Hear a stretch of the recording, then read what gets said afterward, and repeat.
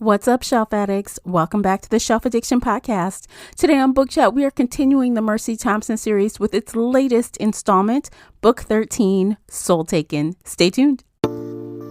Today's episode is sponsored in part by audiobooks.com. Audiobooks.com now has 175,000 titles and 1.2 million podcasts. New customers get 3 free audiobooks comprised of 1 premium credit and 2 VIP titles. Use our promo code SHELFADDICTION, spelled as one word, when you sign up at audiobooks.com. Again, our promo code is SHELFADDICTION.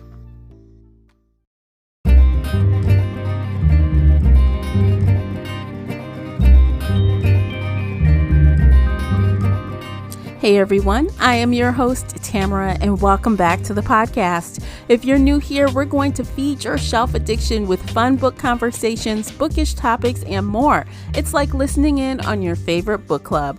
Participate in this discussion by joining the Facebook group Shelf Addiction Official or over on the Book Clubs app. I hope to hear your thoughts on today's show. You can also find me and Casey on Twitter and Instagram. The links for everything I've mentioned are below in the show notes. If you enjoyed today's episode, please support the podcast by sharing it with some book nerd friends or on your favorite social media space. And don't forget to hit that like button and subscribe before you leave. That will really help me out, and I appreciate you for doing it. The uncut video version of this podcast is available right now over on Patreon. Join us there for exclusive videos, including after shows and more. So if you're interested in that at all, you'll need to come over onto Patreon and sign up. As always with Book Chats, we talk spoilers here, so you've been warned. Without further ado, let's begin. We've got a lot to talk about today, so we are going to get right to it. Joining me is feature co-host Casey from Heartful of Ink. Welcome back, Casey. Hello. I'm so excited to be here again. Yay, I'm happy you're here because we are talking about Mercy Thompson series. Woo! I love it. Woo! Yes, and so you guys, if you've been following along on the podcast, we've been doing a reread, but today we are talking about the 13th book in series. So this is brand new to us. It is not a reread. No. Our first time. So it came out like 2 weeks ago? Yeah, it's still pretty new. It's a gorgeous book. If you're on Patreon, you can see the cover. It's a lovely book cover. Of course, the artist does an amazing job on her stuff. Always. Yeah. All right, so we're just going to jump right into it. So obviously, you already know, full spoiler. So since this is the new book, if you haven't read it, please be careful. Spoiler alert. So we're talking about Soul Taken, the 13th book, published August 23rd, 2022 by Ace and Penguin Audio. The paperback is hardcover is 388 pages, and the audiobook is 10 hours and 33 minutes, narrated by Lorelei King. Casey, would you please read the synopsis? Yes.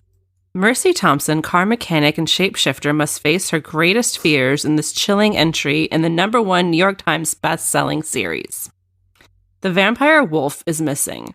Since he's deadly, possibly insane, and his current idea of fun is stalking me, some may see it as no great loss. But having been warned that his disappearance might bring down the carefully constructed alliances that keep our pack safe, my mate and I must find Wolf and hope he's still alive.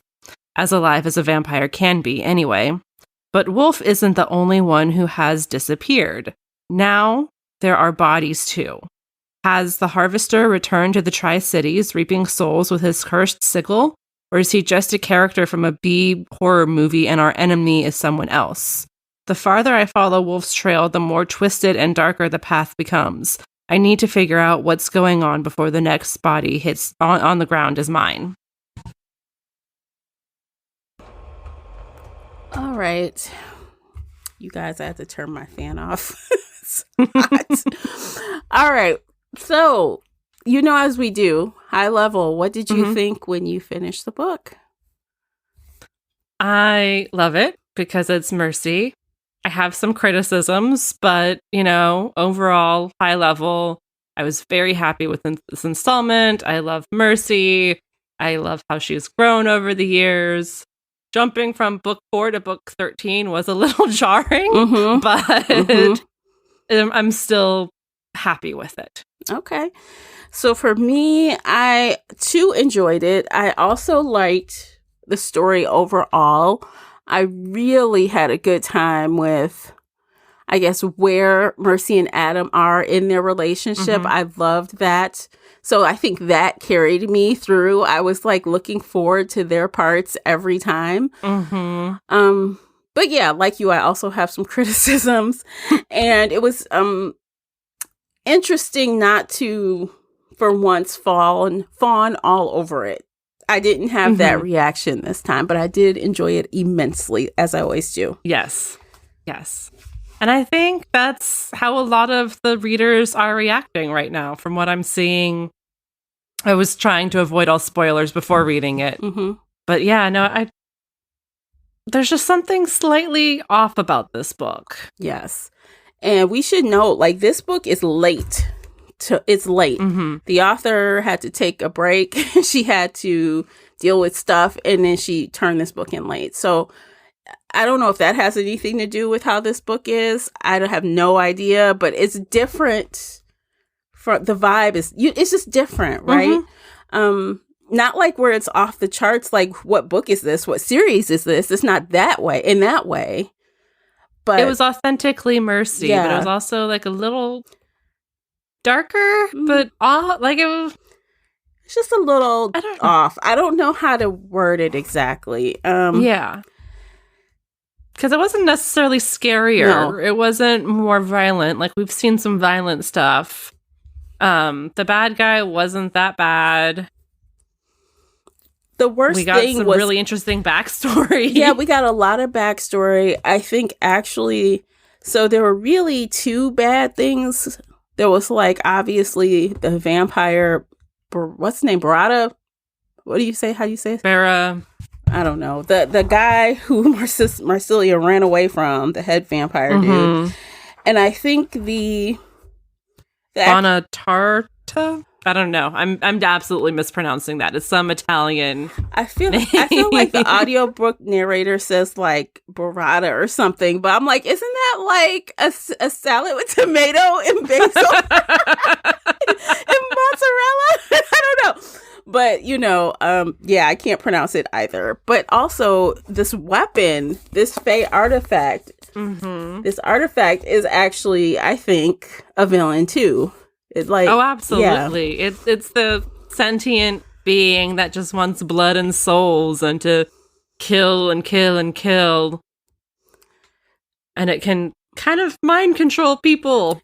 No kind of about it. They do. I mean, the only thing that Wolf had going for him, and same as Adam, is that they're so powerful to begin with. Any weaker person would have just been taken over by this thing. So I think there was only one thing that made me like, you know, I like when I react audibly to the book and stuff, and only one thing in this book made me go, oh my God, what are you doing? And that is when Adam reached out and picked up. I know. I thought Adam was smarter than that. What are you doing? Don't touch it. It had this conversation. But, you know, I'm like, well, he snatched it out of his hand. He snatched it out of the vampire's hand. But the vampire wanted that. He wanted it to take over Adam and take over the pack. I know. And destroy everything. Like that, Adam was playing into his hand. I'm like, you sucker. What happened? And I mean, honestly, you know, Mercy always be doing some dumb stuff sometimes. I was waiting on her to grab it. She was eyeballing it like, I could just grab it. I could just get it. And she's like, oh, and then, you know, the vampire guy got it. And then Adam yanked it from him. And Adam snatched it. Oh, everyone drop it. Just drop it. That was the funniest. I fully expected Mercy to like call Tilly in that moment. Be like, here, come grab it. Just take it. I know. I'm glad she didn't, though. She was much smarter than I was. You know, I started to question, you know, because, guys, there was this part in this book where, you know, Z tells Mercy, bring me this, what is this thing called? A scythe?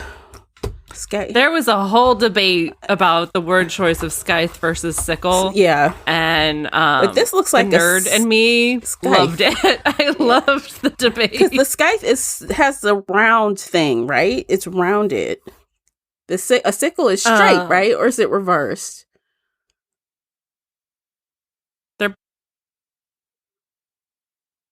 I just forgot words. Okay, let me try to find it. I feel like because it was this whole thing, Tad and Z both had a whole conversation about what it should be called. Because I guess they had a movie. In the book, there was a movie about this. I guess it's a person in the movie, right? It's a character. And he carried this weapon. And they were saying it was a scythe, but they said, no, it's a sickle. Yeah, the sickle's the smaller one. The larger, taller, straighter scythe is what, like, death carries. Okay. So this one is... This is the sickle. Okay. Yeah. Laura, here we go. See?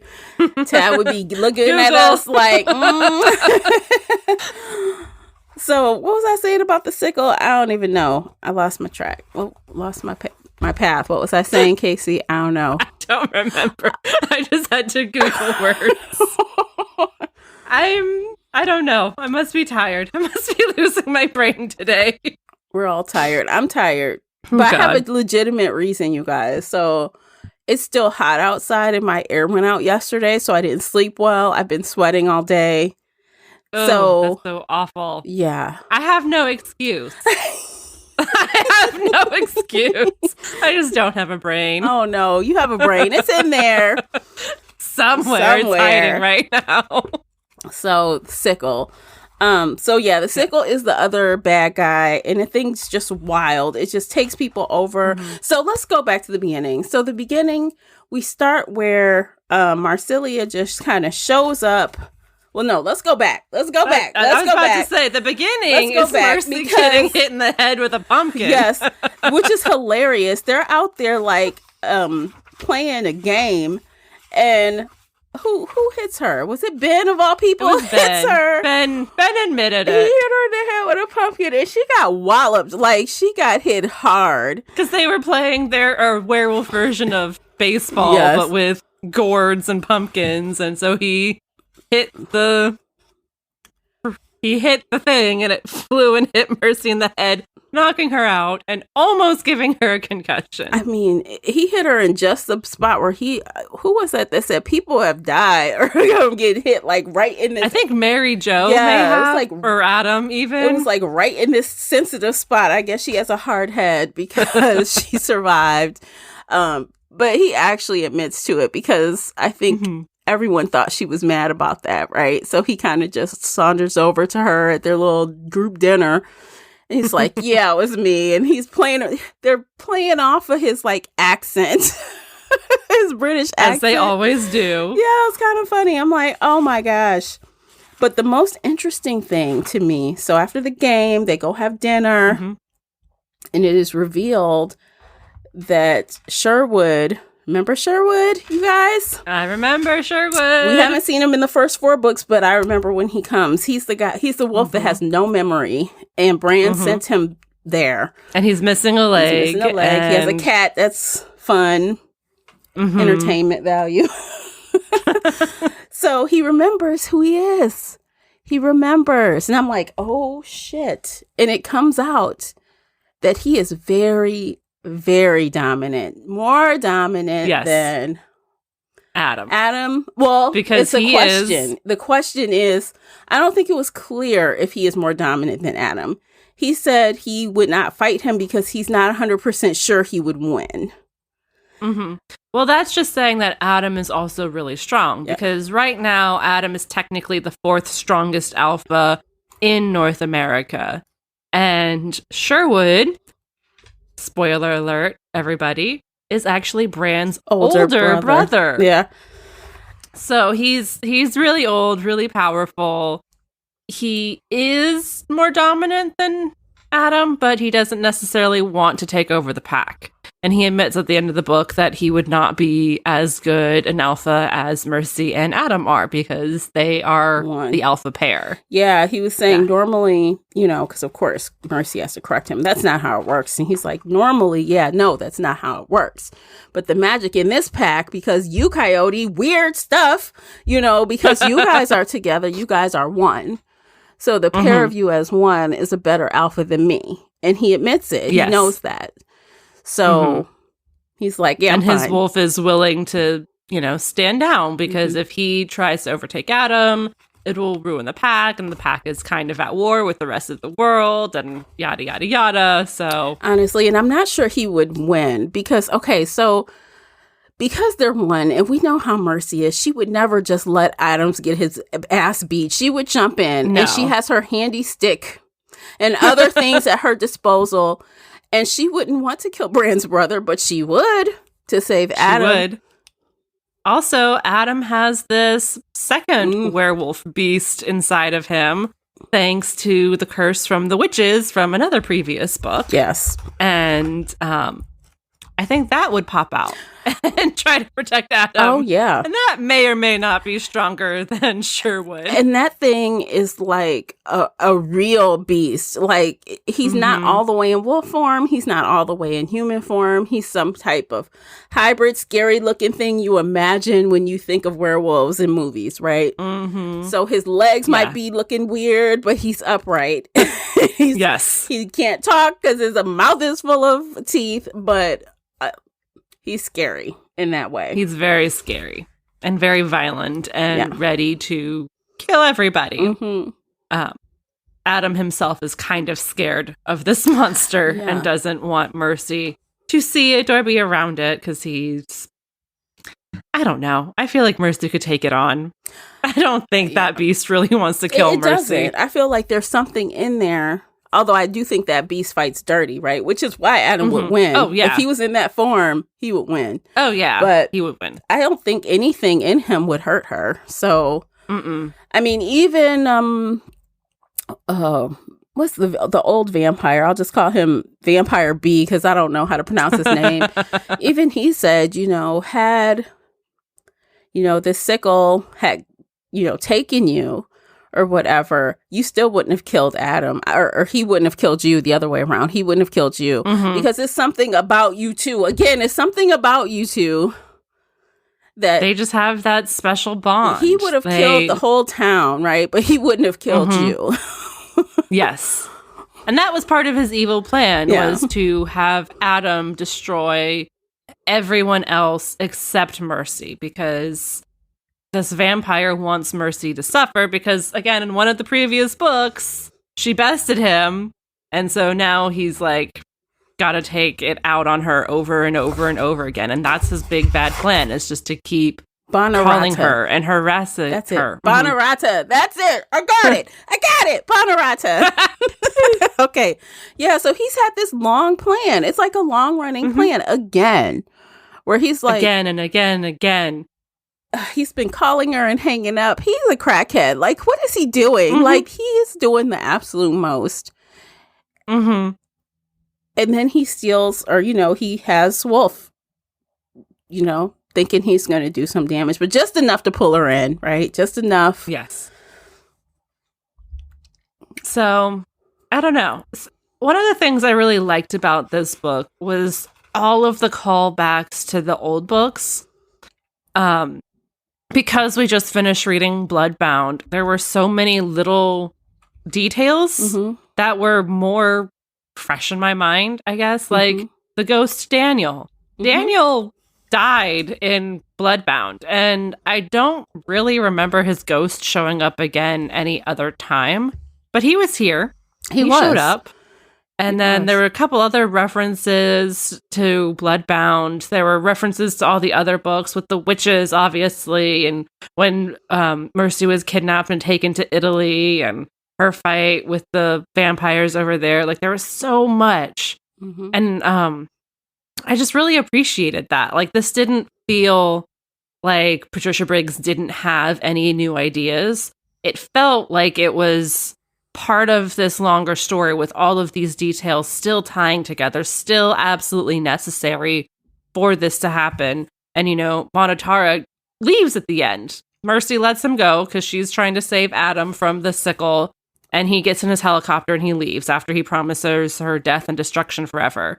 So it felt like a chapter in Mercy's story, and it felt like there is definitely more to come, and I'm not mad about that. Yeah. Because, Like- I mean, honestly, how it was left, he took off while Adam was in the throes of fighting it, right? He did not know that Adam had dropped the thing and had gotten free of it. He has know, no idea. But as of now, Yes. he does not know. So he thinks he's leaving them in a wake of chaos as he skips off chuckling, thinking that he's going to be able to harass her for as long as she lives. And he's wrong. He's very wrong. Yeah. No, I'm sure like he'll find out as soon as Adam does the press conference. But, you know, it's whatever. He'll be back. And I'm not mad about that. No. So the whole thing, like, I think what was murky to me was how this story, like, got its legs off the ground. So I'm like, okay, so Stefan was taken. He was taken along with all the thieves, all the, they took all the vampires. And, Marsilia, Stefan, Wolf, So they've been gone. And then, of course, Marsilia does show up, though, to say, you've got to find Wolf. Or if you don't, you're going to be blamed for everything that's happening. It's going to be your fault, And so they're like, what's happening? Like, they're confused. They don't understand. So after they finish a little showdown with Sherwood, they all go off and they're like, well, let's go to Stefan, let's call him. So he doesn't answer. Then they go over his house and they're like, oh, something is wrong. Yep. His house is empty. None of his people are around. The ghost Daniel's here. Yeah. But there's also some weird fae creature hiding in here. It's strange. I'm like, okay, so I didn't really understand the fae creature that well either. I'm like, I was just reading, trying to like just go along with the story. But I'm like, what does this fae creature have to do with anything? Even now thinking back. They were technically the protectors of the sickle. There was some story about how it went to these spider fae creatures many centuries ago, and they all wiped themselves out except for 2 remaining like half-breed spider fae things, and then they just kind of continued on.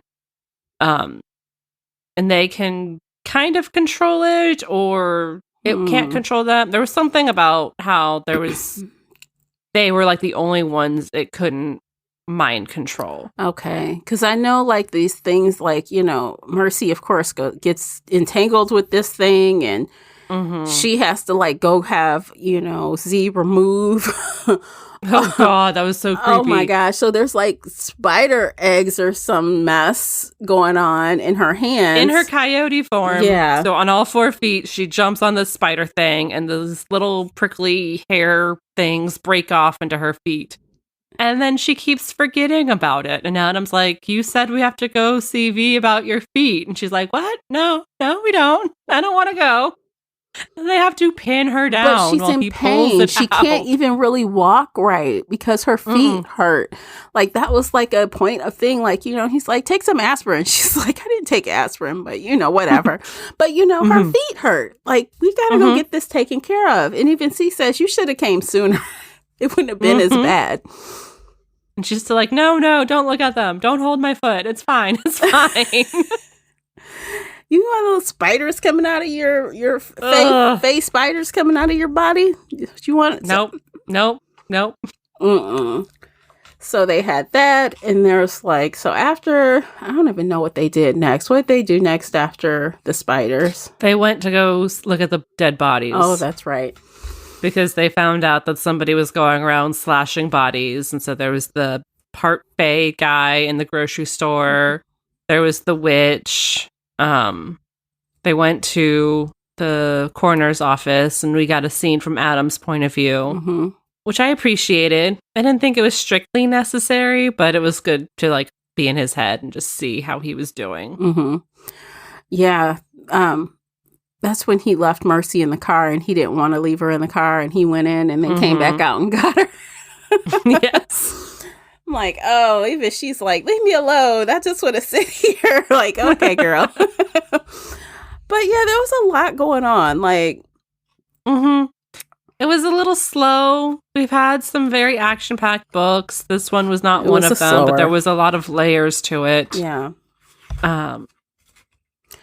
It was a good story. I just don't know. It was a good story. I think fans of the book, if you're reading book 13, you're clearly a fan of the book, of the series. Yeah. So I think for what it's worth, you'll definitely get some good stuff out of it.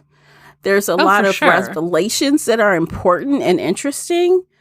But just from entertainment value, it's definitely on the... If I were rating the books, this would probably be on the lower end of the scale.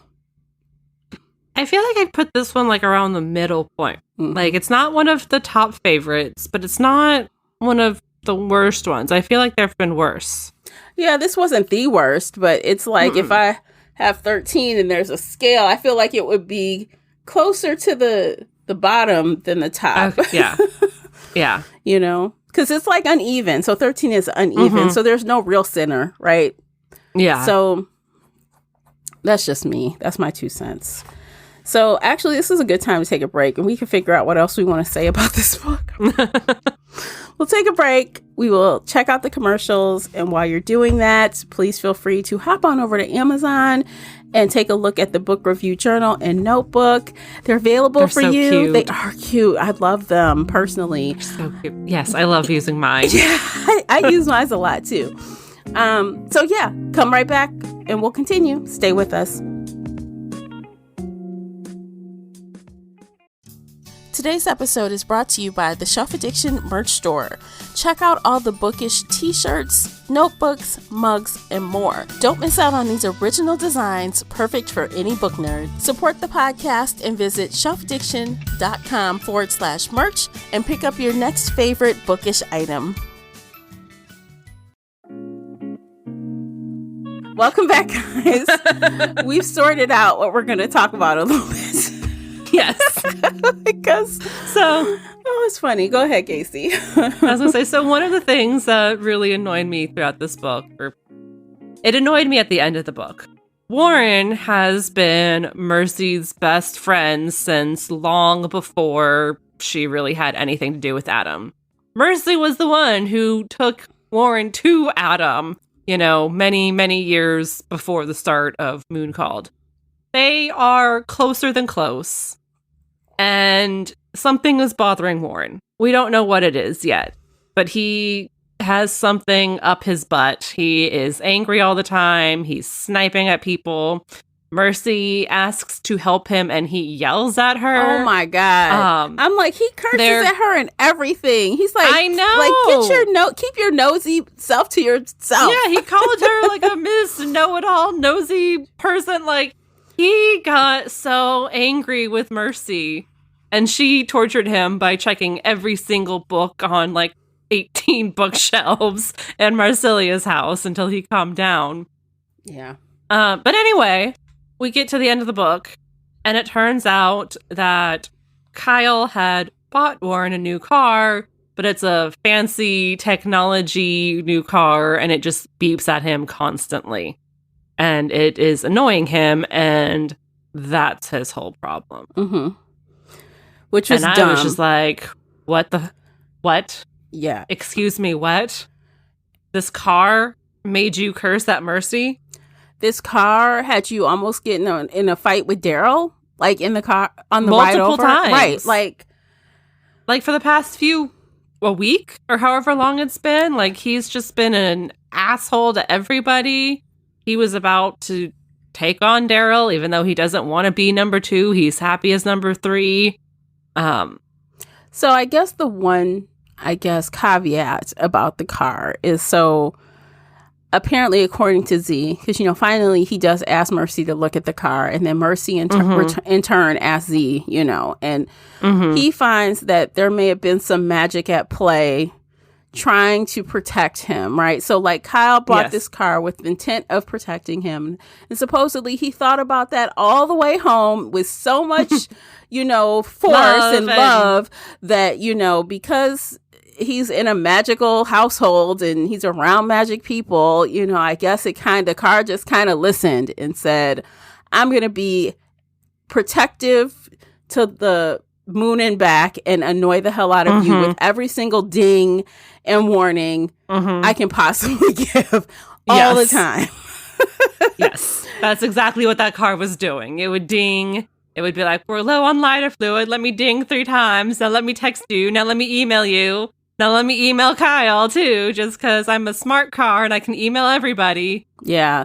And actually, it's funny because, side note, when Mercy was explaining what was happening in that car, I'm like, is this a Tesla? You sure it's not a fucking Tesla? Because my car, I'm not playing. I had to turn down the sensitivity. It would be warning me of people or things that I may be close to. I'm like, that thing is far away. Why are you making noise? Stop dinging. What is that? What is that noise? So I had to turn down. So I kind of got a glimpse of what this was times. I had to just think times 100 probably. It was probably going off incessantly every time he was in the car. But I'm like, so I get how that could be uber annoying, right? I understand that, but you have one of your best friends as a mechanic. Why didn't you just take it to her? Instantly. Right. Like, as soon as it starts dinging, yes, he said he read the manual and he tried turning it off.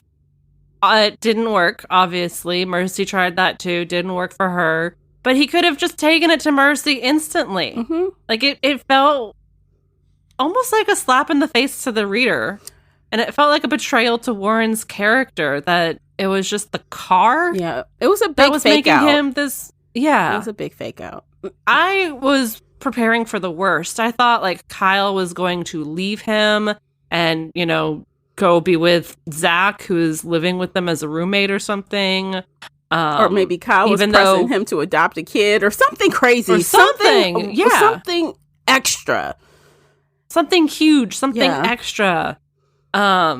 Something just so mind-blowingly what the fuck that this feels like such a letdown. And yeah, this is probably my biggest issue with the whole book is like, no, Warren would not just yell at Mercy for no reason. And yes, cars can annoy the shit out of you, but this feels like not a reason to yell at Mercy. Yeah, it's so minor. Like in the scheme of things, like how their lives are, you know, they even had this conversation early on. Like, what now? Like, what world-ending thing is happening now? Like, this is our new reality. Let's even make plans for this now. With all of that going on in your pack, in your life, why is this car that big a deal? Like, it shouldn't be. It's like a bleep in comparison to the kind of things you deal with in this pack on a daily basis. Exactly. It is not that big of a deal.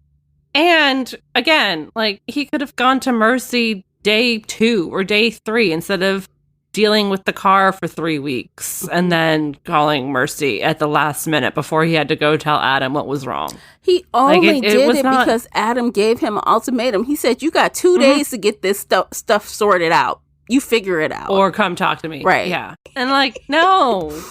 It should not be this car. You should have gone to Mercy much sooner. And if not Mercy, then Z was right freaking there. Or Tad was right freaking there. They're all magical mechanics. Honestly, Tad probably could have figured it out just like Z did, to be honest. Probably faster than Mercy did, honestly. Yeah. Like, yeah, no. You... It was stupid. Anyway. It was dumb. Was stupid. It's like, do we really need that additional story? We didn't. It didn't need to be in here. I feel like it was necessary for that little bit of tension, especially when they were going through the house. But it felt like such a letdown that it was just the car. Like, I like that Warren was upset because, you know, people aren't always... I get that. Like that if there had been something really big bothering him. I would have preferred it had been maybe Warren was detecting something off with Sherwood.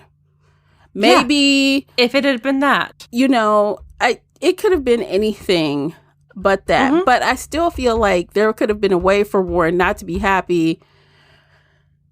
I don't know. I still feel like even that additional tension wasn't needed because they could have been doing the exact same thing, just being meticulous, not as a punishment, and the same thing could have happened. Yes. So, I mean, yes, it could have it could have gone down. I don't know. I'm not mad about the tension. I'm mad about the reason. Mm-hmm. I'm mad that it wasn't worth it. Because, Mercy is the one who does meddle in your love life. She does help you with stuff. She's the one who told Kyle about werewolves back in Mooncalled, and like she will put her nose in everything. But she is a mechanic. This is her job. Mm-hmm. If you have an issue with a car, she is the person you go to no matter what. Right. Like, even if you don't want her meddling with your love life, that's fair and valid. You don't have to tell her anything about your love life. Just be like, hey, my car is weird. Can you help me? Mm-hmm. Or go to Tad. I know. Tad's not Mercy. Right. And he's not his dad. Exactly. So if you really didn't want Mercy in your business, go to Tad. He would have helped you with no problem. He would have helped you. But, again, and I know you want to be careful with Faye, even half Faye. You want to be careful asking for things. Mm-hmm. Which even came out, early on in the book, where we find out that Tad is dating Isabella, right? Mm-hmm. Izzy, Jesse's best friend. Yes, and we find out a little bit about things that gone down with Tad's daddy, like Z. Z. He funny, but he has rumors about him, and of course Jesse decides to just mouth vomit all the stuff, and she freaks out like, hey, wait a minute, because Izzy's pure human, 100% human. Yes. And she's like, I thought I knew what I was getting into, but now I don't know if I do. I don't know. And poor Tad, he's like, well, let's go outside and talk about it. Like, honestly, I feel like Tad and Izzy need to break up soon. Mm-hmm. And I feel like Tad and Jesse need to get together. I'm not mad at it. I'm not mad at it. It's a good idea. I miss Gabriel, and he was a good boyfriend, but I think like he was the good first boyfriend, and now he's gone and off and having his own fun and his own girlfriends, and like, yeah, he was the good first boyfriend for Jesse, but now Jesse needs somebody a little more intense, a little more magical, a little more protective, because Tad is that protective, and he is protecting Jesse right now. Under orders, though. He's doing He was going to do it no matter what. Adam's just paying him for it now. I just don't think she likes him like that, because I think she likes to pick at him like he's a brother. Although I wouldn't be mad if that changed. But right now, like the one scene where, Jesse tells Mercy, you take care of yourself, don't die, and take care of him, take care of my dad. And she says the same thing to her and refers to Tad. She's like, well, there's got to be some sacrifices. And then Tad's like, oh, what? Is this sacrifice to save me? Or what are you saying? I need to, she's like, get in the car, Tad. Like, get in the car. Like, it's like no conversation. She's like, I don't even know how long I could deal with you. I hope you guys get back together, because I don't know if I could deal with you on my own. Jessie is such a Mercy. She has turned into Mercy. Mm-hmm. So yeah, no, I feel like that's why she and Tad will be better for each other, because she holds her own against Tad. She does not let him get away with shit. She does not,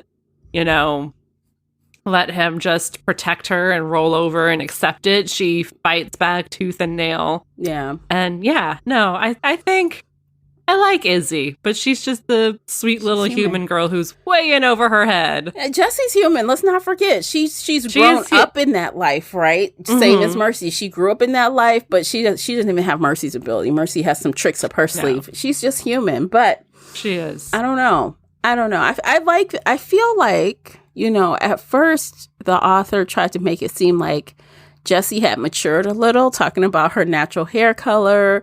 And I'm like, oh, she's got a car. But then like how she like talks to Tad and some of the stuff she does, I'm like, oh, she's still a child. She's in college. She's got a lot of 18. Growing to do still. She does have a lot of growing to do. Absolutely. Yeah. Yes. Oh yeah. But I mean, Mercy was exactly the same way. She was putting tricks on people. She was talking back to people. She still does that.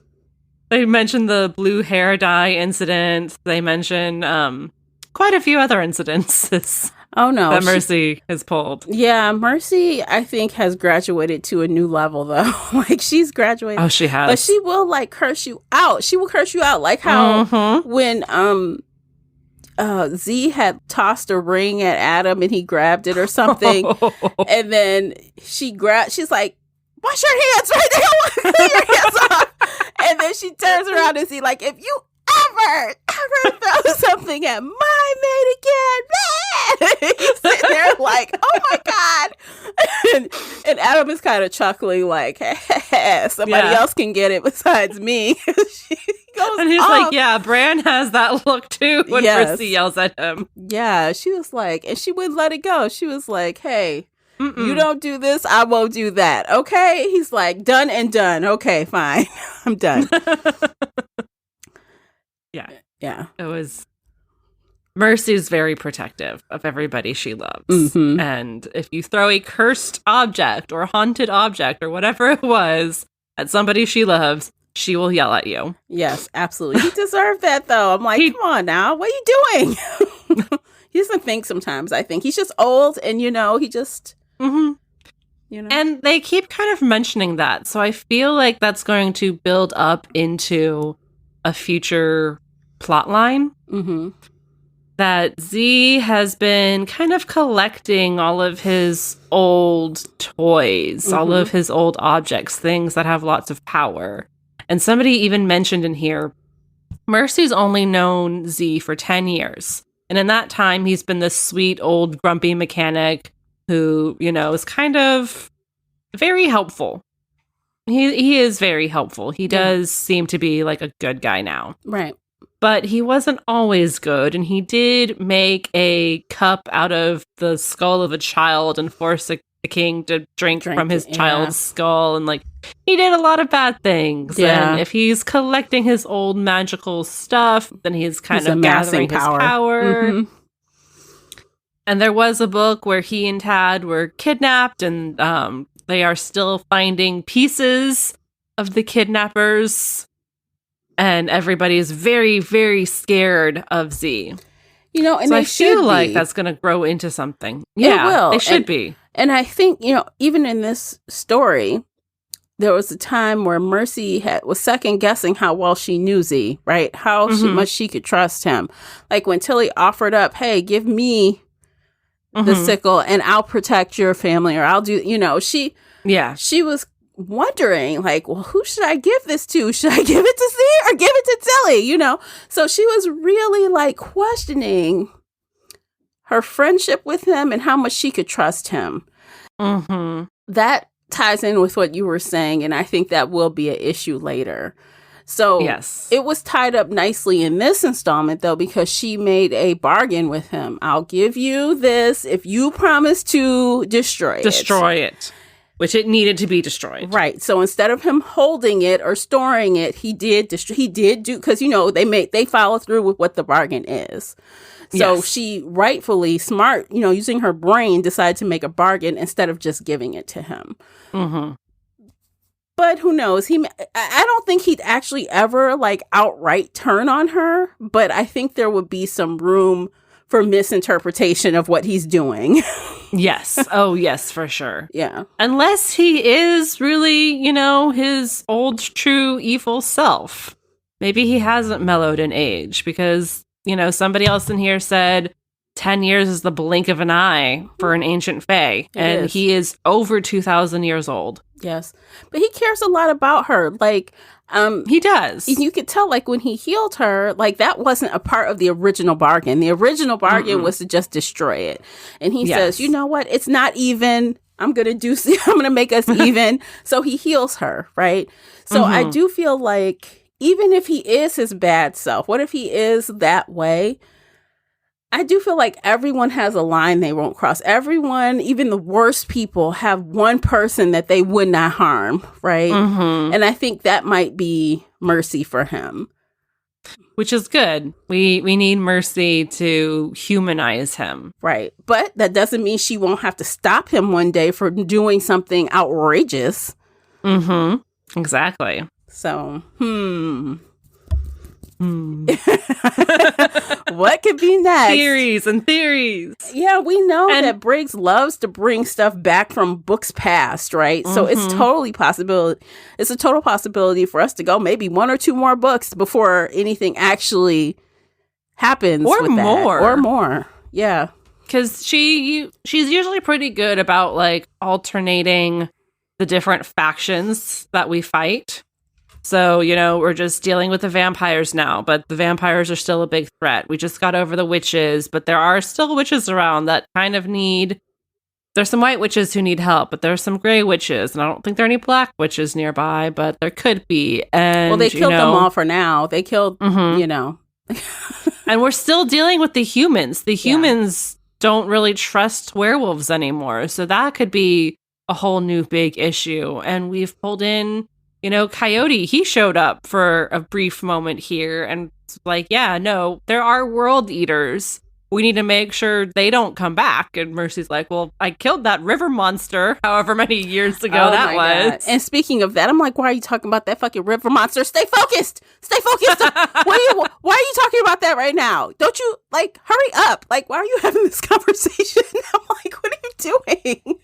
I'm like, focus on the problem at hand. Why are you bringing up the past?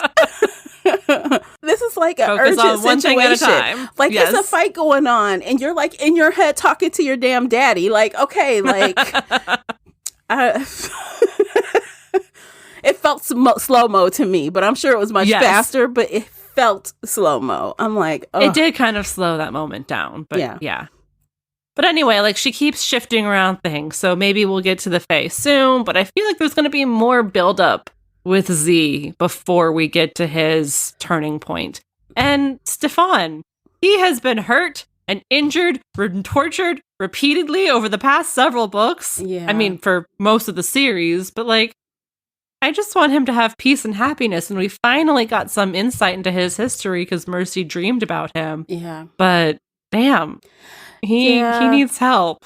He needs a big hug. He needs something. But what came up in this book was something I totally forgot. I'm like, when did he and Mercy get reconnected again? In the way that we just got finished talking about in book 4, that the bond was broken. But now they're bonded again. And I cannot for the life of me remember what book they got rebonded in. I don't remember what book it was, but it was obviously to save her life, and it hasn't been broken yet. Yeah, and it was two-way. She accepted it. Whatever the situation was, it was, you know, not forced on her. I'm like, why can't I remember? Because I'm reading that, I'm like, oh snap, they're stuck together again. Again? We just read how they broke up. Right. Yeah. Yeah, no, I just have the book 4 bonding stuck in my head. I can't remember the others. Yeah. Or the next time. Yeah. There's also still Tilly, who is Underhill, right? Underhill calls him itself Tilly and presents as a little girl when it wants to. So I think maybe when Z's thing comes up, maybe Underhill will come up again because, of course, she probably... Underhill feels a way that she didn't get the sickle, right? She asked for it and didn't get it. So that last scene... or one of the last scenes, I don't remember if it's exactly the last, you know, it is because, you know, Wolf is out there playing the violin and he brought Steph in to kind of like see Mercy and she's out there listening and then she leaves and she doesn't look at Mercy at all. I'm like, oh shit, no, she's mad. She's mad. She didn't even bother looking at you, acknowledging you, and she just leaves. Yep. And then it should be noted something different happened in that scene that Mercy noted. She could hear the door opening to the Underhill, and she could hear animals and things in there, and she heard it closed. And she said, usually you can't hear anything. So does that mean Mercy has new magical powers after bonding with the sickle, or is it Tilly wanting her to hear it? I don't know. Or is it something else? Yeah. Yeah. Because she also picked up another ability after, you know, but once the sickle was destroyed, it went away. When she looked in the eyes of whoever she was looking at, she could like see their soul, see their whole soul visually. Like she could see with her. It's wild. Like she didn't even want to look certain people in the face because she didn't want to see. So it's like, wow. I mean, that's a crazy thing to do. And then we found out Adam tried LSD a couple times. I don't know why that made me giggle so much, but I just had to put the book down and laugh. Mr. Straight-Laced tried drugs? What? Not just drugs, but specifically LSD. Yeah. Actually, I would be the one person, and I might regret it later, but I'd be the one person trying to look everybody in the face that I'm close to see what the hell's going on. I would look my spouse in the face. I want to know. Yeah. Because if you crazy in there, I want to know now. But yes. She's trying to respect people's privacy. That's nice. Good for Mercy. Good for Mercy. I'm like, look at me. Everybody look at me. I'm going to stand in this line. I'll look at all of you in the face. Yes. So, yeah, there was a lot of good things introduced and some other things that could turn up again later. And yeah, I mean, and the best thing about this, honestly, and I stand by this, because, before I thought I had to reread the last 2 chapters or so of the last book to remind myself. I didn't do that. I ended up listening to our podcast about it, which did help. Smart. Although, because we don't do plot line by plot line in chronological order. We kind of just talk all over the place. So as I was listening, my mind just slowly started remembering, oh yeah. But that is something that Mercy is good at, is refreshing us, because I didn't even need to do that. I didn't need to reread. I didn't need to listen to that podcast, because the first 30% of the book was heavy on little reminders of different situations that accumulate to what's happening now. So, oh yeah, no, she reminds you everything. And again, there are even details like Daniel's ghost. She was like, oh yeah, he got eaten many years ago or whatever it was. And I was like, we just read Bloodbound, so I remember that. Yes. In much clearer detail. But yeah, no, she describes everything. Except for how she and Stefan bonded this second time. Oh, she left that out. I'm like, you put everything else in there, but this. But the one thing we wanted. Because I'm like, oh, come on, why? Because I could not remember at all. I still can't. So I'm curious to see when we go back and read what book that happens. I'll probably take note of it now this time around, just because of this book. Yeah. Yeah. It is important. They are connected. Yes, they are indeed. All right. So what else should we cover? Anything else, or should we go ahead and rate the book? Because we need to rate it since this is time number 1 reading it. Yeah, let's go ahead and rate it. Okay. Do you want to go first, or shall I? I'll go first. I'm giving it 4 stars. I really enjoyed this book. It was a Mercy book. It was a solid Mercy book. Yes, there were some issues. It wasn't the greatest Mercy book, but I still really enjoyed it. And I will reread it again when the time comes to reread the series and freshen up for the next stuff. And I am so excited to see what's happening next. Yes, I want her to take on the vampires. Yes, I want her to take on the Fae. I want all of the things. I'm fully invested in this series. I will follow it to the very end. So, yeah, 4 stars for me. I concur with your rating. It's a 4. Probably not the strongest 4, but it's a 4. I enjoyed it overall, and I'm invested. I'm invested in this series. There's no way I'm going to stop. You can't. After reading 13 books and several books 2 or 3 times, there's no way I'm going to stop at this point. And I feel like even though this might not have been a 5, the next one could be. Absolutely, yeah. So, and I think that's kind of how all the diehards are. If you are listening to this podcast, you're a diehard. You're a diehard, because there's no way you haven't read a single one of these books and you're listening to us talk about book 13. So, yeah, it's not on the highest of the books in the series, but it's still a solid installment. Yes, I love it. Yeah. All right, so we are going to end things there, and I think that's all we have for today. Do we have anything else to share on this? Do you want to do a quick shout out for an admin position? Oh, yes. Let's do our housekeeping. You guys, we are looking for 1 to 3 admins to help us.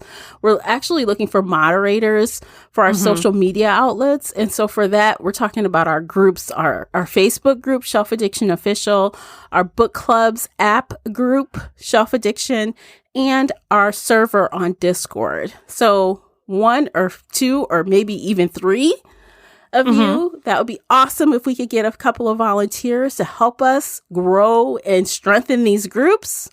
Yes. If you love us, if you love this podcast, if you love talking about books all day and want to talk about books with other nerdy, bookish people, please come join us. Come help us moderate. Come help us, keep the conversation going day in and day out with all of our book club discussions, with the daily just bookish memes, whatever you want to post. Like we'll have a good time. Yeah, we'll have a good time. And because we'd love to have more people on the Shelf Addiction team, and we are making changes to how we're going to do the book club. So get excited, y'all. We're about to do some book club discussions throughout the month on Discord. So it's no longer just a in your face once a month type of thing. So if that's not your thing, you can always find us here on the podcast as always, but you can also chat with other readers that also enjoy this podcast and also enjoy the same type of books that we all enjoy. So, as a moderator, you get to be at the helm of all of that. Yes. And be in the know. Yes. So do reach out to me. You can find me in the Facebook group. You can message me there or in the book clubs app. Or I guess if you're on the Discord, you can message me there as well. Or you can just send me an email at info@shelfaddiction.com. Reach out to me. Let me know that you want to be a moderator and why you want to do it. And we can talk. We can figure some stuff out and get going. Yes. I'm excited. I'm excited for that. So I hope to hear from a few of you. And I think that's it for today. I think so. Yeah. Yes. So we are going to end things there. We will see you guys in the next episode. And until then, take care of yourselves. Bye, guys. Bye, everybody.